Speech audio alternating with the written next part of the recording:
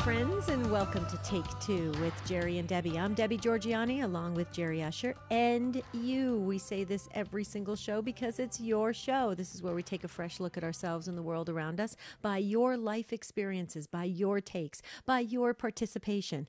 So I'm going to give out the number because Jerry's going to introduce this fabulous topic that was introduced to us and given to us by Jeff Burson, our social media expert, who's also running the controls today. He's our producer as well today. So he's listening very intently on how this topic unfolds because of your takes. But here's the number, 833-288-EWTN. That's 1-833-288-3986. Jerry, I love when our topics are suggested by those who care so much about Take Two. And Jeff really wants us to have these really vibrant conversations. And so this topic, I think, will do that.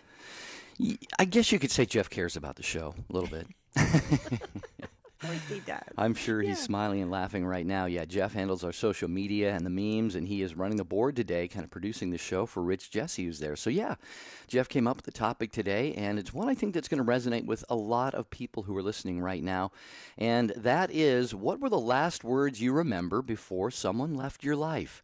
And Debbie, the first thing that comes to people's minds probably is, a dying loved one. What were the last last words a dying loved one said? And that certainly qualifies. If you wanted to call and share today how a loved one has passed away, and maybe you had a final conversation with him or her, and you remember those words so vividly, definitely call and share that. But Debbie, this conversation goes well beyond that. Yeah, it sure does.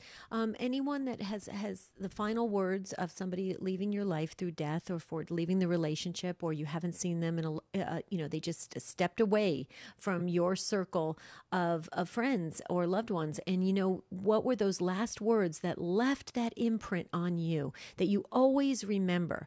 And Jeff just, shared with us before the start of the show. I wondered, Jerry, is it possible to bring Jeff on the air? We should ask about that. Let him share it himself. Well, you'd have to ask Jeff that.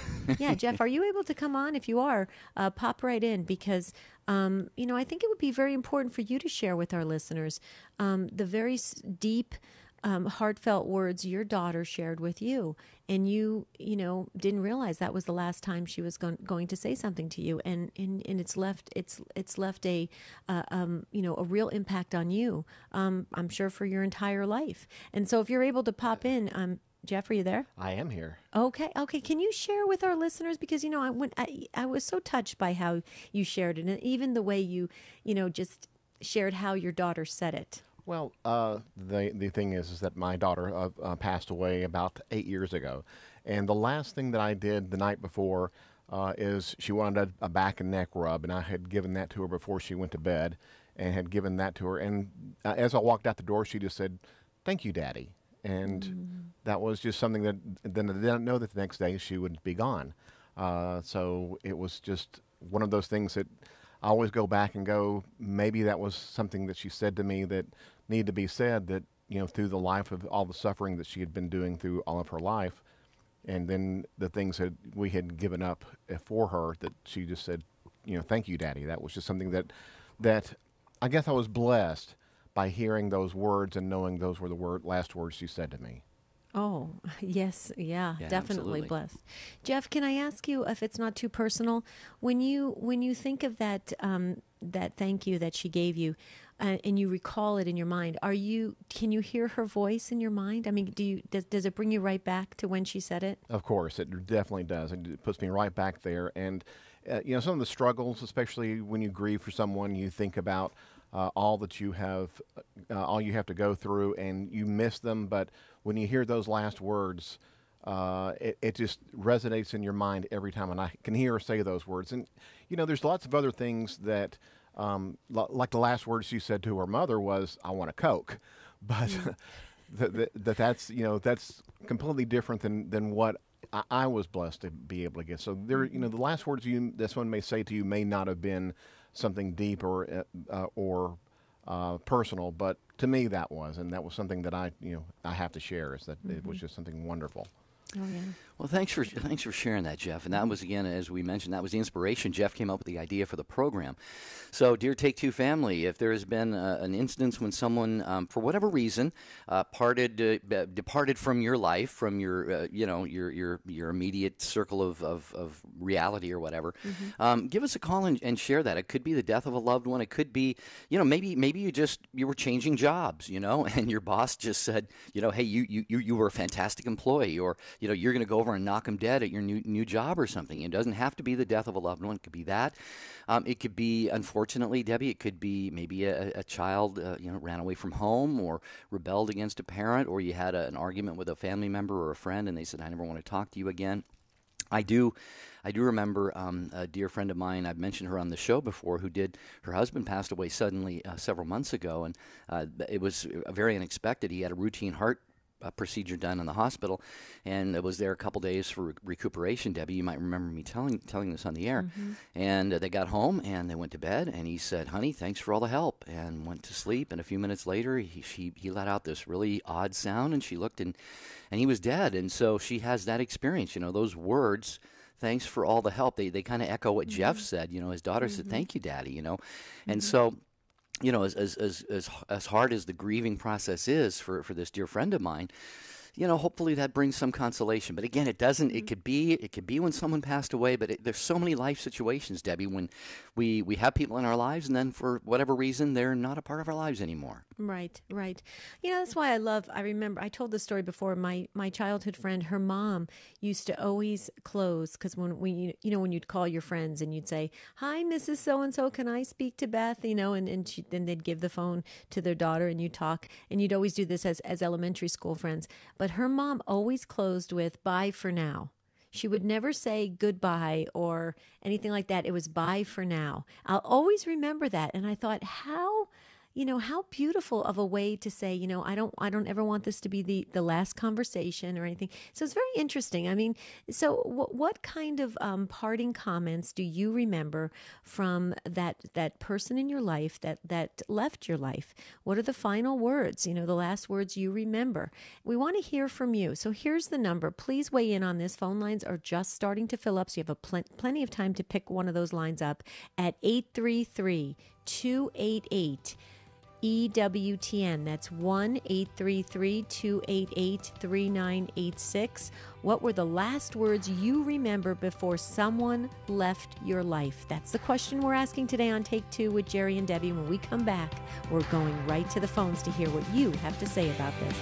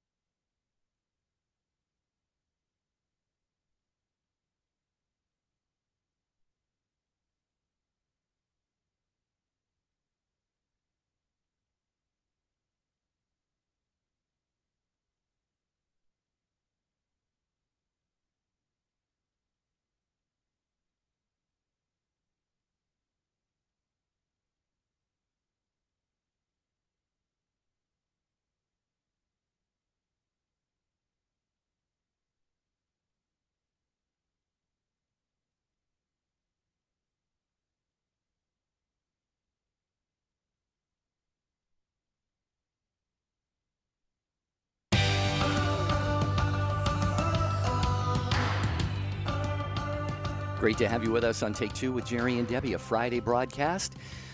And we are talking today about the last words you remember from someone to you before they left your life. And again, it could be somebody who was dying, unfortunately. It could be maybe it was someone who you had a disagreement with, a very, very good friend. Maybe they were dear friends for a long time, and all of a sudden something blew up. and they may have just said, you know what, I just want you out of my life, don't want anything to do with you. That'd be unfortunate as well. Yeah. Again, it could be something a little more pleasant, like, changing jobs, or maybe maybe you served in the military, and your commanding officer at your retirement ceremony, gave you some great words of wisdom, and maybe now you just don't have them, directly in your life anymore. So a lot of directions this can go at 833-288-3986. And Debbie, it looks like a lot of people have pondered this and given it some thought and are ready to share. Yeah, Michael McCall is fast at it, answering all your calls coming in. There is an open phone line. I see one blank line there, so that must be for you. If you're prompted by the Spirit, please call in 833-288-3986. A very easy way to remember it is 833-288-EWTN. Look how convenient that is for you to call in. Okay, we're asking what were the last words you remember before someone left your life. Jeff Burson, who suggested this wonderful topic, also shared his personal story about the last words that he encountered and recalled from his daughter. And we want to hear from you. So, Jerry, I'm not sure if anybody's ready to go yet. What are you seeing on your screen? Because mine's like almost jammed. Yeah, the lines are full, but they're being screened. So okay, I could share the last words that I heard my sister say. They weren't directed at me. They were directed at my brother. But my sister was, she was on home hospice for many, many weeks. And of course, when you have a loved one who's dying, you don't walk around with, a pad and a paper and pen, thinking, well, these are going to be the last words. No, these are going to be the last words, So actually, I don't remember what the last words she said directly to me were. And it's a little bit humorous. I mean, she was dying, but she was in that place of not being not being have her full mental faculties, and she was certainly on pain medications and so forth, and so she was in and out of consciousness. And my youngest brother, God bless him, was trying to help her sit up, and they were going to bathe her and so forth. And again, it's kind of endearing. She says, "When I get out of here, I'm going to kill you." Because she was irritated, she was easily. She didn't want. Yeah, she was at that place where she was easily irritated by anything that other than just being laying there trying to be as comfortable as possible. So, she says, "I'm going to kill you when I get out of here." So a little bit of kind of not a lucid moment, but. That's last thing I remember her saying, and it was to my brother. So well, but you know what though? That's interesting because my dad said something similar to my two of my siblings as well. He was tired of all the fuss around him and everything, and he said I remember him looking up at me, and he just said, "I'm done. Make this stop." Wow. And yes, I think that you just get to a point where they just want to rest, they don't want all that happening around them. So, I think that's understandable that your sister maybe reacted that way. Okay, Patricia is up first. She's ready to go in Rancho Cucamonga in California. Way to go, Patricia. Sirius XM 130 you're listening to. Happy New Year. Welcome to Take Two. Hi, Patricia. Hi, Patricia. Oh, hello there. I'm calling from Rancho Cucamonga, California. How are you this morning? Doing well. How are you? Happy New Year. Happy New Year. Well, I just wanted to share a story from my father's passing about 16 years ago. He was ill with cancer and had been on morphine most of the time that he was in hospice at home. But he did have a time when he came in and out, so I was luckily available one of those days. And he mentioned to me that he had had a dream the night before that the Blessed Mother had come to him in a dream and that he would be with her in 6 days. And I thought that was just so amazing. And he had such a faith. He was just so devoted to our Blessed Mother all these years, and he taught us as a family of 5. And our parents were just always so faithful and taught us all about how much our Blessed Mother was with us at all times. And I felt that this was just so comforting to me. And certainly I waited 6 days, and exactly at 2 o'clock when he told me he would be leaving us, he did. And it brings me comfort to this day, so I'm very blessed. Oh, you are blessed, Patricia. Wow. The only thing I can think of on that is the reason that the church encourages all of us to pray to Saint Joseph for a happy death. Why? Because tradition has it that he had died before Jesus' public ministry and his passion and all of that, and it's presumed that he died in the arms of who? Jesus and Mary. So to have that intimacy with Our Lady at the end of life is so beautiful and so special. And Debbie, we hear actually quite a number of stories of people who have something similar to that, and maybe not identifying her as Our Lady, but seeing a lady come or a figure in blue or something like this. So I think it's very beautiful the way Our Lady is just. Especially if we're devoted to her, she's going to be right there. What do we say in the Hail Mary? And now and at the hour of our death, amen. Absolutely. I just love, Patricia, that she pinpointed it to the 6 days to give your dad that preparation time so that he could convey that to you and the family. I think that is wonderful. Since your dad has such a strong connection to the Blessed Mother, obviously they're very, very close. Are you able to give us his first name so we can enter him in the book and just maybe ask him to help us in our prayers? Absolutely. Yeah. His name was Antonio Martinez Jr., and a lovely man, loved through all the community, and of course his family adored him. So he's deeply missed, but we know he's with our Blessed Mother and up there with Jesus Christ, and we're so blessed to have gone through this with him. Well, and look what it's done for your family. You talked about the spirituality of your dad and how it has been, it played such a huge part in all of your lives, the five of you, you said. But, here's the thing. Look at that last encounter. Look how that's had to have left a huge spiritual imprint on all of you.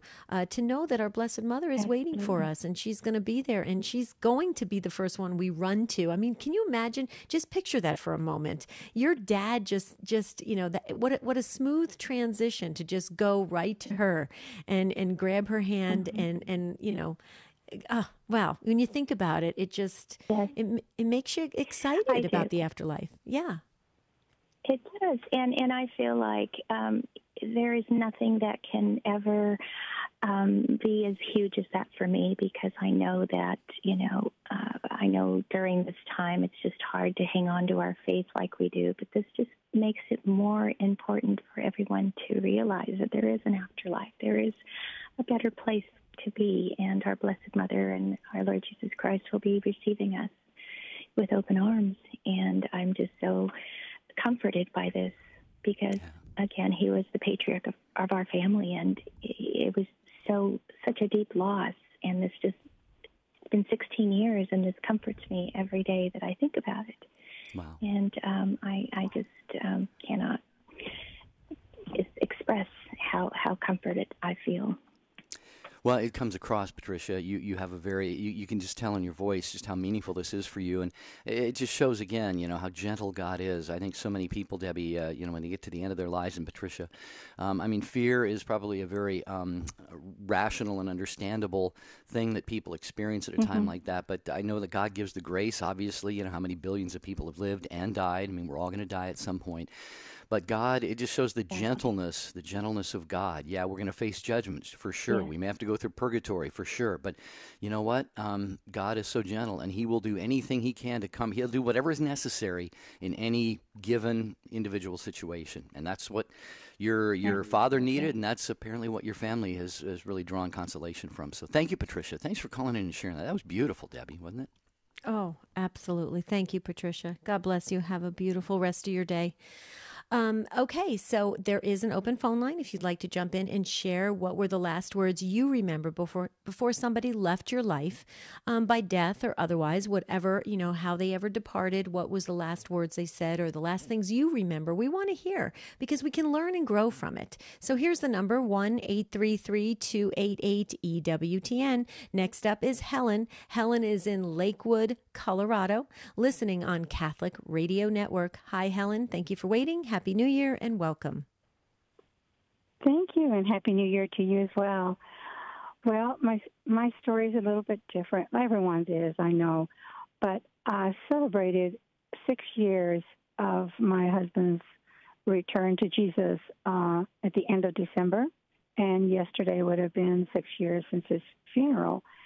And I often ponder about how our life was, and it's not often that I can express as much as I probably will try to in a short time with you to other people, because though their husbands died, they had a totally different experience. And it almost sounds like I'm boasting, but I don't want that to come across like that, so I hesitate anymore to say anything about it. But thank you for allowing me to share that for 2 years my husband was in hospice care, and every 6 months he would be given another 6 months, And he'd say, okay, when am I going to go home to Jesus? Well, I don't know, the doctor would say to him.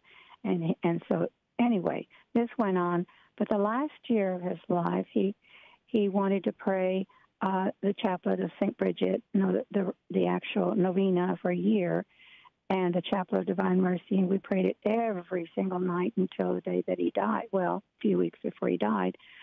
But the thing that I remember the most about his last few days was that he was not a complainer, never had been, and he would let me know in his own way, and we had cried together, we had prayed together, we comforted one another, and, he would be worried about how it would be, and I would let him know Jesus knows everything. He'll take care of everything. Don't worry about it.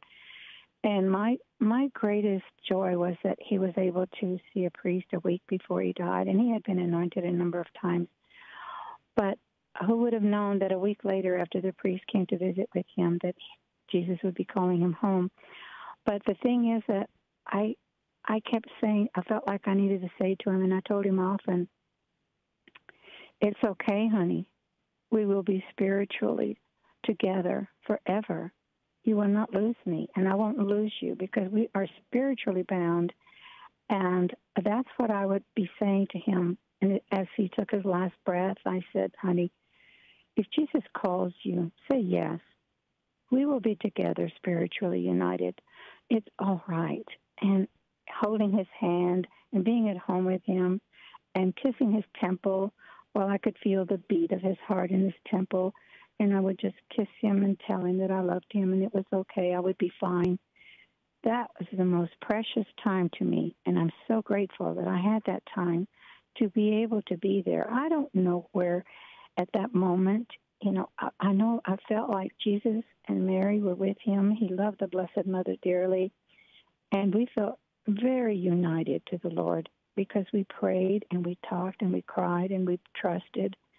And that was the strength that pulled me through and has still till this day given me that strength and courage to know that that he is present still to me, my husband, and I can talk to him and ask him to pray for our children and our grandchildren and great-grands. And I don't feel that he is not connected with me. And I thank God for that. When I get really lonely and I think about him, I call on Jesus immediately. And being my spouse now, he is forever there for me. Even though he was with me before, he is my spouse, and he will never leave me. I know that because I love on him too. So I'm very blessed and very grateful for all that we shared, even to the very last breath. And that's my story. Wow, Helen, I can probably speak for Debbie. I'm about to well up here with emotion. It's just what a beautiful, beautiful way that you presented that, and your story is like so many others. The deep, deep love that spouses have for one another, and so thank you for sharing that, and thank you for doing what you did for your husband. I know he appreciated it so much. I have to believe, I've never been married, but I have to believe when the time comes for one spouse to pass, they probably wish it were the other way around, only because they would rather be the one taking care of you than the other way around. Probably he felt very, very blessed by that you were doing that. But the only other thing that I want to share, Debbie, I'm sure you've got something to say, is the topic of today can actually go the other way as well, Helen. And what you said to him was so important, and that was, it's okay. Debbie, sometimes a lot of people who are dying just need to hear that, it's okay for you to go, because people hang on. Permission. People think, you get permission, exactly. So I think it's what a story Helen shared. That was just beautiful. Well, Helen, as you could probably, you couldn't hear a pin drop. We were just listening to every word, and the way you just expressed it it, just the love that you could just hear in your words and the detail of just the moments, the gentle moments you spent with your husband. I mean, I was just emotionally a wreck as you were talking, because I was thinking just the beautiful love, and then the unconditional part of it of saying, honey, we're always going to be connected. We're always going to be spiritually connected. It's okay. Go. And then the healthy way you're viewing it now, because you're right. Your husband is more alive now than ever. And he's in a much better place. And so the way you're viewing it for the family, I think is very healthy, from a spiritual standpoint. And there's nothing I could add other than your love comes shining through. And I just think, if the good Lord's allowing it, your husband right now is probably just beaming from ear to ear. Is there any way you could share his first name so we could say Helen and shared this beautiful story? Helen and Robert. Helen and Robert. Beautiful. Wow. Well, I just pray the good Lord allows Robert to hear what you just shared, because I think it's just precious. And more marriages and more families should be like yours. And I just say thank you for sharing it with us, and God bless you. And, you guys are blessed, absolutely blessed. You have a blessed marriage, and it continues. This is Take Two with Jerry and Debbie, and we're talking about what were the last words you remember before someone left your life. We'll be right back.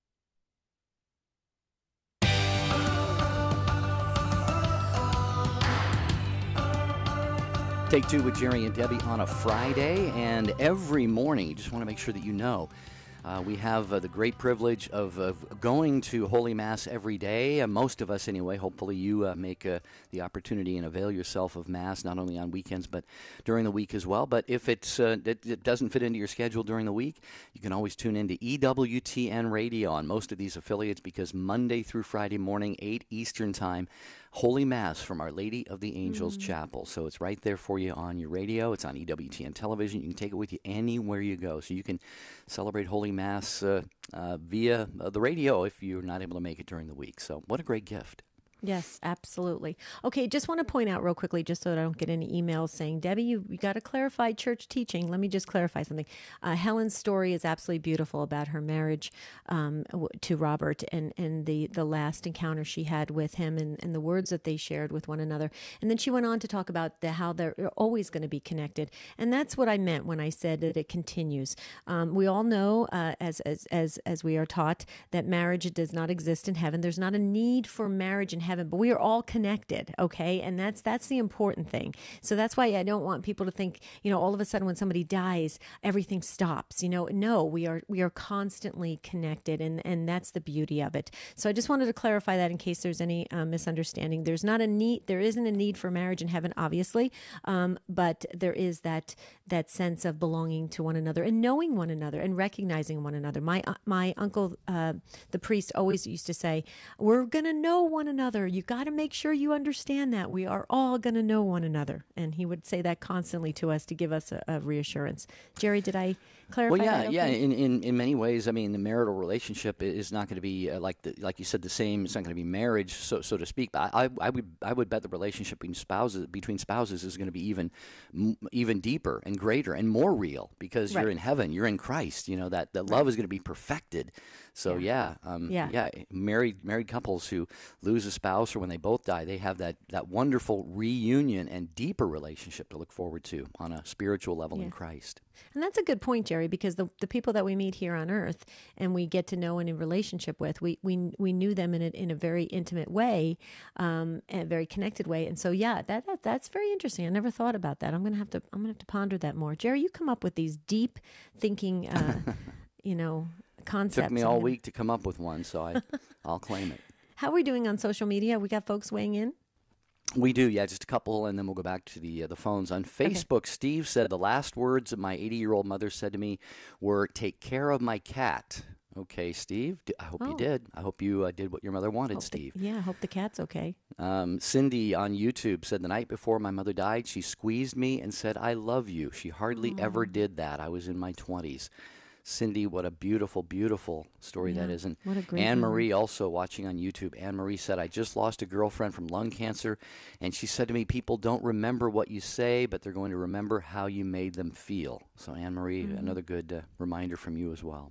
Absolutely. Okay, Dorothy in Springville, New York, listening on the Station of the Cross. Hi, Dorothy. Thanks for waiting and welcome. Yes, this is a good time. I was privileged to help my mother-in-law at the hour of her death. I'm a nurse, and I stayed overnight in the room because I could tell things were transitioning. And about midnight, she sat up and said, no more time, because I'd always told her how much I enjoyed our time together with her.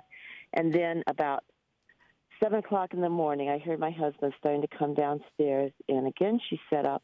She reached up and said, the angels have come, the angels have come. And then she was gone, and I was there with her. And I've helped a lot of people as a nurse, but that was one of the most lovely. It's always exciting, the most exciting day of the rest of their lives. I try to convey to my patients over the years, but that one brings tears to my eyes still, and a great joy.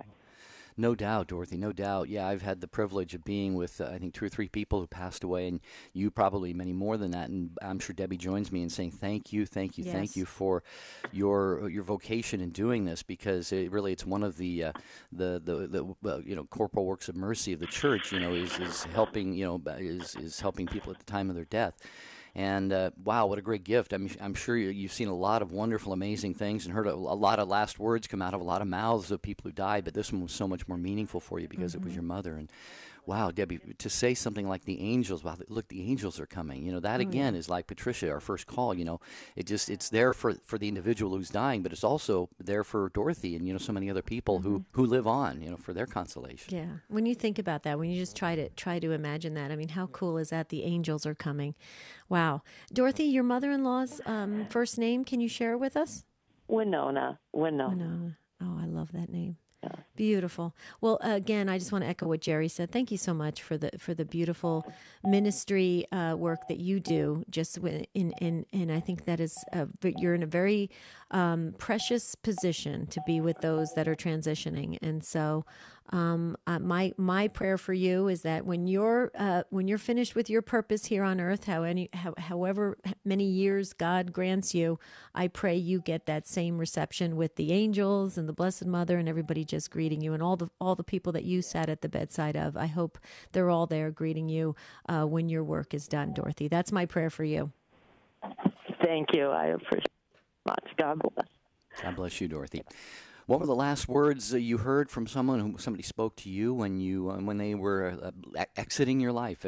We've heard mostly at the time of people's deaths today. That's fine, but it could be when maybe you just ended a relationship with someone, or like I said before, it could have been you were changing jobs and your boss just sent you off with great words of praise, or maybe you left the military and sent, your military friends gave you had some encouraging, inspiring words that stayed with you all your life. So it could be any situation in life. 833-288-3986. Okay, we're going to stay with your calls and go to Susan next in Columbus, Ohio, listening to Take Two with Jerry and Debbie on St. Gabriel Catholic Radio. Hi, Susan. Welcome and Happy New Year. Hello. Hello, how are you? Fine, Susan. Hello. How are you? Yeah. Wonderful, wonderful. Good.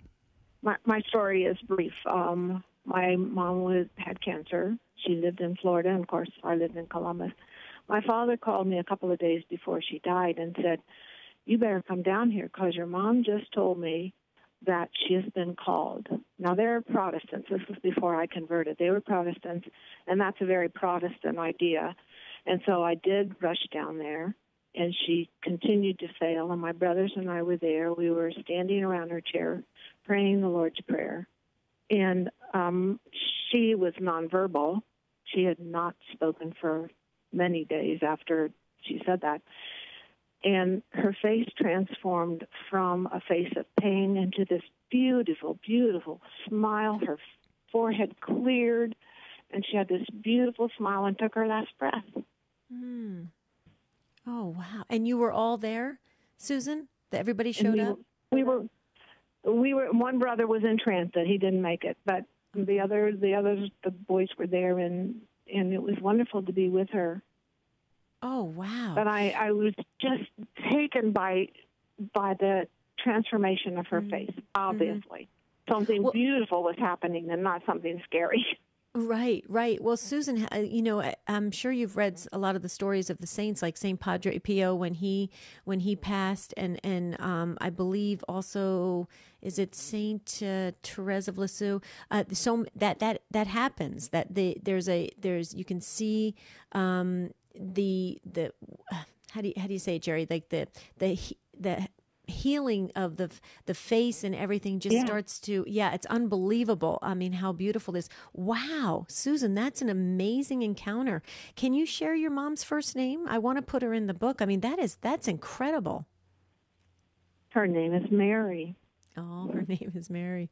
Yeah, beautiful. And so she must have gotten word that they were coming to bring her home. Yeah. Yeah, wow. Her death was imminent, and my dad was able to let go, and he hadn't been able to let go. He was holding tight until she said that, and it really relieved him. Wow, and how is he doing now? Oh, he died shortly after that. Oh, he just did. couldn't get along without her. Yeah. That was many years ago, Okay. What is your dad's name? I want to put them together in the book. He's Robert. Robert. Oh, wow. Another Robert. Okay. Mary and Robert. Oh, how beautiful. Yeah. That happens, that there's so many spouses that just feel like, it's time for them to go as well, because they're, for whatever reason, they can't either live without that other person, or they just feel like they've finished their mission here on earth. And so it's very interesting. But Susan, what a wonderful opportunity you had to be with your mom, and you got to see that, and that visual image is probably definitely left a mark in you. I mean, that's pretty incredible. Yeah. Wow. Yes. Beautiful. I love that. So that means that all our wrinkles and everything are going to go away before we go. That's pretty cool. Thank you, Susan. God bless you. Have Susan. a very, very happy New Year. May 2019 be one of many, many great blessings for you. Beverly, Alicia, Ed, David, hang on. We're going to get to as many of your calls as we can. I just wanted to get to a quick email, Debbie. Karen, one of our regular listeners. Hi, Karen. She says, my mom died December 31st, 2014. So it's been a little bit over 3 years ago. And her last words to me were tomorrow. And Karen says, I brought a lemon meringue pie that night, one of her favorites, and asked her if she wanted a piece of pie. She whispered, tomorrow, but tomorrow never came for her. New Year's Day, 1/1/15. And Karen, thank you for sharing that. It's a very touching story. I would just simply maybe have you look at that a little bit differently. She is living in the eternal tomorrow now, Karen. Right. And so, yeah. So maybe if lemon meringue pie is necessary for one's happiness in heaven, she's got all of it that she wants, I'm sure. So, Karen, God bless you. We'll pray for your mom, Karen. We certainly will, and for you. Wow. Okay, Beverly. Beverly, you've been waiting in Fort Lauderdale, Florida, on Facebook. Oh, hi, Beverly. We're waving to you right now. Welcome to Take Two. Okay, I didn't know because when my father was passing, I went to the hospital, and I leaned over, and the doctor... Okay, are you on now? Oh, yeah, we're listening to you. You are on the air, Beverly. Okay. Go ahead. Okay, well, when my father died, and I went to the hospital, and the doctor said, remember, the hearing is the last to go. And so I leaned over, and I said, Daddy, I am here. And he says, oh, Beverly, pray for me. I'm awfully sick. And so when my sister and my brother-in-law left the room, I whispered in his ear, and I said, Daddy, we are going to say the rosary. And the rosary was my dad's favorite prayer. And he nodded. And I said the rosary, and I got to the last decade, and my sister and brother-in-law walked in. And I leaned over, and I whispered in my dad's ear, and I said, Daddy, Mary and the angels will finish our prayer. And he nodded. And then shortly he passed away. Oh, my goodness. Beverly. That, again, it just shows, wow, what deep faith you all have, though, Beverly. To be able to be, offering that on a human, earthly level. You're wanting to prepare everything here on the temporal, earthly level for your father's, entrance into eternity. And then you bring in, of course, through prayer, you bring in the Blessed Mother and the Trinity and Jesus and all of that. And then finally you just say, you know what, we're just going to leave this to heaven to finish this off. And heaven does, all of heaven. I can imagine, Debbie, the book of Hebrews says we're surrounded by this great cloud of witnesses. You can just imagine every death that takes place. This is just my own conjecture. It's not church teaching. Maybe it is somewhere. I don't know. But I would say at the moment of every human being's death, the angels and the saints are probably all just gathered around, just rooting us on, saying, choose Jesus, choose heaven, choose the grace that's being given to you. And it's probably being given in great abundance. What another beautiful story, Deb. Oh, absolutely. Well, when you think about all of us as family members and friends, what do? We gather around that person that is about to leave us. The same thing's going to happen, you would think, in the heavenly realm, Jerry, that they're all coming around. I mean, the room where somebody is leaving this earth is probably jam packed. With saints and angels, and it's probably just crowded beyond belief, like a stadium. That's what I think anyway, too, Jerry. So I agree with you, Beverly. That's just an amazing story. Thank you for just reminding us how important it is to pray around our loved ones that are leaving us. And Beverly, I want to make sure I get your dad's name in the book as well. Can you give us his first name? Donald. Donald. Okay. Beautiful. Thank you, Beverly. God bless you. Thanks for waiting, and thank you for sharing your personal story. It really means the world to us. And Happy New Year to you, Beverly. Thank you, and God bless you guys, too. Bless you, Beverly. Bless you so much. Hey, there's a new book coming out. Just real quick mention of this because it's very, very exciting, and it goes along with another exciting announcement that I don't have really in front of me today, but I just want to mention Deacon Harold Burke-Sivers is going to be joining Gloria Purvis on Morning Glory here in about another January week or 14th. So. Yeah, on January 14th. That's exciting. And Deacon Harold Burke-Sivers, he's an African-American deacon in the Catholic Church, and he has written a book titled Father Augustus Tolton. It's a beacon of hope to black Catholics in the 19th century who were trying to find a home in the church in America. And despite unbelievable odds and persecution and all kinds of things done to him, Father Augustus Tolton, I believe, became the first African-American man to be ordained a priest. If I have that right, I might have double-checked that. But he was a visionary who saw beyond race and politics, teaching that the Catholic Church wants to free us not just from slavery, but from slavery to sin. So get a hold of this inspiring book. Deacon Harold Burke-Sivers is an amazing speaker. He writes just as well. And that book is available now at EWTNRC.com. That's the EWTN Religious Catalog. Can't wait to Thanks see for that sharing book. that, Yeah. Jerry. That's important. Okay, next up is, help me out, is it Alicia or Alicia in Rockville, Maryland on Guadalupe Radio Network? Welcome and Happy New Year. Thank you. It's Alicia. Alicia, I love Hi, it. Alicia. Yes. Hi, welcome. Thank you. I'm calling because I want to share the experience that I have with my dad, that he passed away 4 years ago. And he has a stroke. And when my family called me, he lives overseas.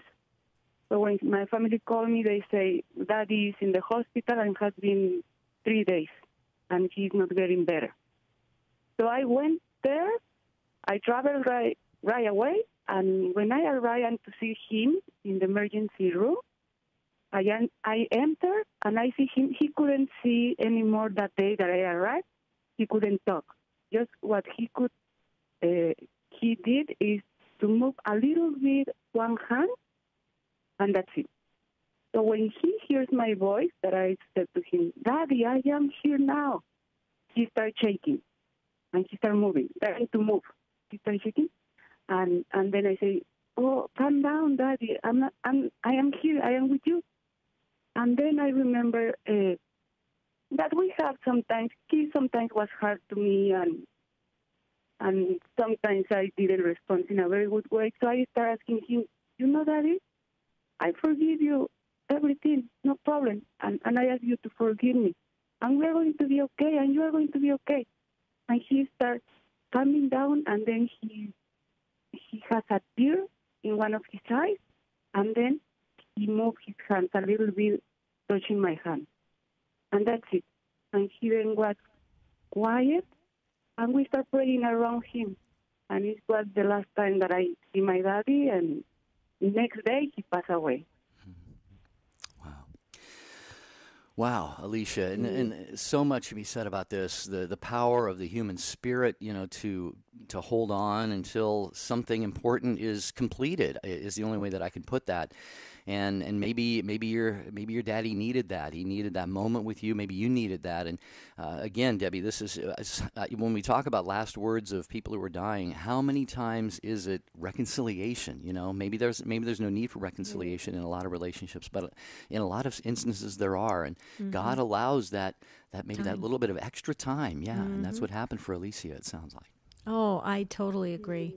Alicia, that is a beautiful story that you just shared with your father. And I would love to add your dad's first name into our book. But before we do, I just wanted to say, you're just a beautiful daughter. Even the way you say daddy, I mean, you can hear the love.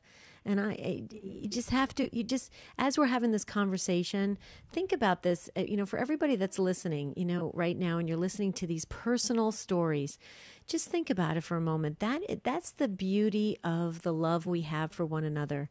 And just think about how much more our Heavenly Father has for us. I mean, when you start to think about that and you start to really relate it to personal stories like yours, Alicia, there's a lot of love, a lot of forgiveness, a lot of mercy, a lot of kindness, a lot of beauty, especially when somebody is transitioning. So can you share your dad's first name, Alicia? Because I'd love to. Yes, sure. It's Salvador. Okay. That it means in English is like Savior, but in Spanish is Salvador. Yeah. Oh, wow. May I add something else or no? Sure, go ahead. My brother passed away 2 months ago, and it was totally different because it was an accident. So what I mean is that it was different because I couldn't be present. I didn't say bye-bye to him, nothing. But one of the priests told me, you can pray for him, and you can pray for the healing of your relationship if something was in there, or for the healing of his inner soul. And it's okay. And that gave me a lot of peace. And it happened 2 months ago, just. Totally different story, different experience. Right. Would you mind if we want to pray for him too, Alicia, if we can? Yes, sure. Well, we'll pray for him anyway. Would you give us his first name if you're comfortable doing that? It's Javier. Javier. Javier, okay. Got it. Yes.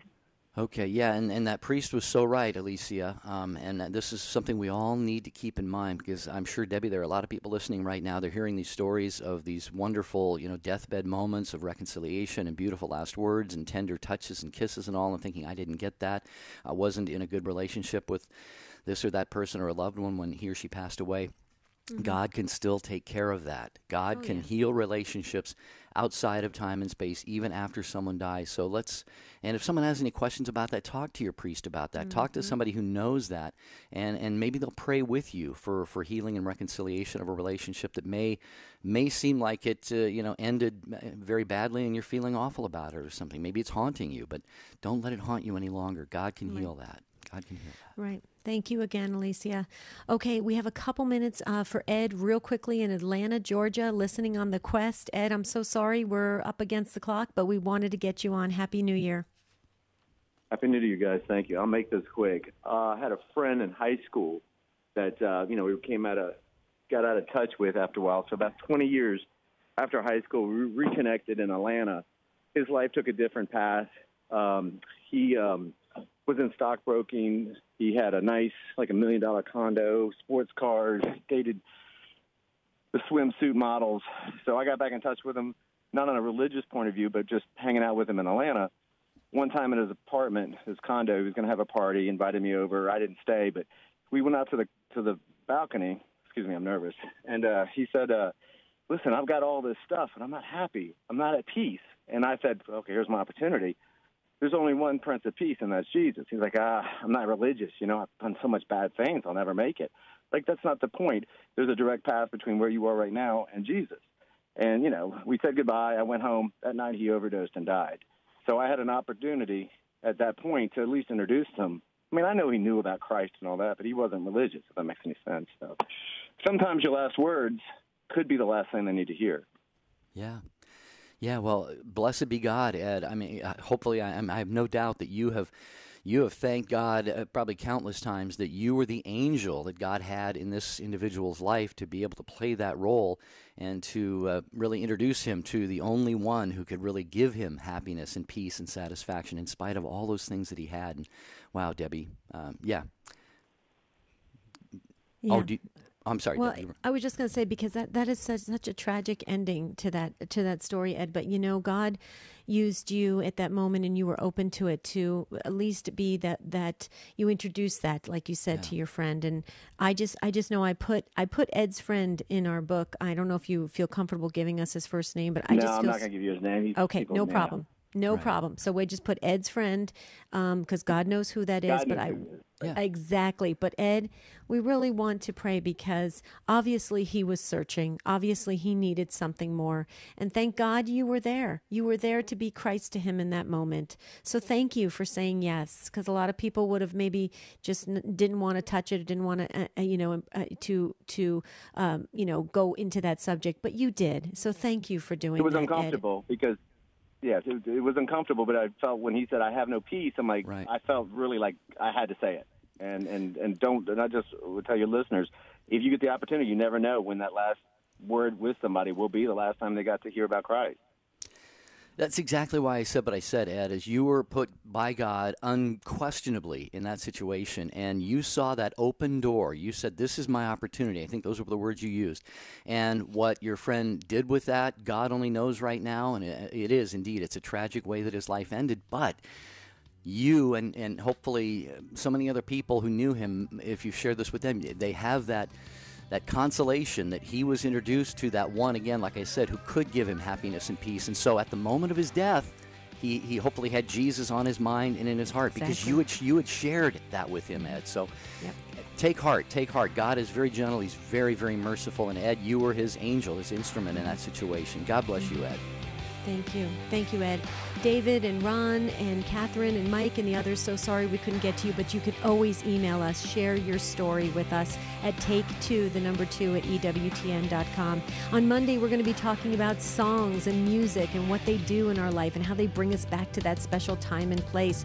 That's on Monday, but until then, have a beautiful and blessed